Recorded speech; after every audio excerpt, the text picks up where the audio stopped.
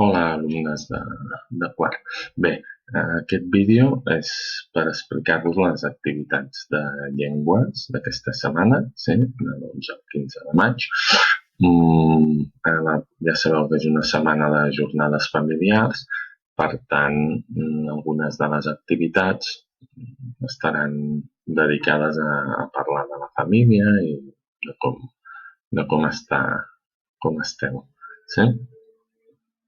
El primer que farem, la primera activitat que us trobeu és aquesta activitat de català, d'expressió escrita, on la senyoreta Míriam, la psicòloga de l'escola, explica aquest conte dels superpoders.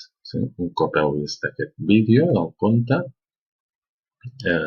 heu d'escriure una història entre 80 i 100 paraules en la qual vosaltres i la vostra família, amb els vostres superpoders, ja veureu a què ens referim això, els superpoders, quan veieu el conte, sí, acabeu definitivament amb el coronavirus.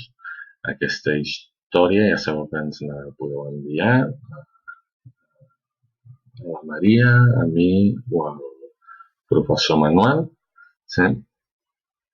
I us la mirarem i segur que seran unes històries increïbles. Molt bé. De castellà tenim aquesta setmana un formulari, sí? Ens estem acostumant a això dels formularis, que els esteu fent genials. Si apretem aquí, aquest formulari,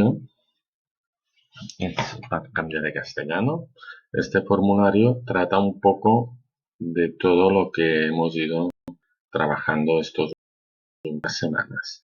¿De acuerdo? Primero hay una comprensión lectora, ¿sí? Hay que leer este texto. Habla de los números, como veis aquí en el dibujo. Después ponéis nombre y apellido y después ya tenemos las preguntas sobre el texto que habéis leído. Vais respondiendo. ¿Sí?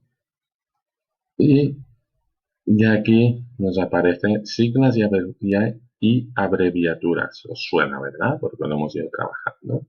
La primera pregunta nos dice, ¿cuál es la abreviatura de señor? Buscamos aquí y seleccionamos la que creemos que es. Si creéis que es esta o la que creáis que es. ¿Sí? Después nos dice la abreviatura de APTO. ¿A qué palabra responde? Buscáis aquí y la seleccionáis. ¿Qué significan las siglas COI?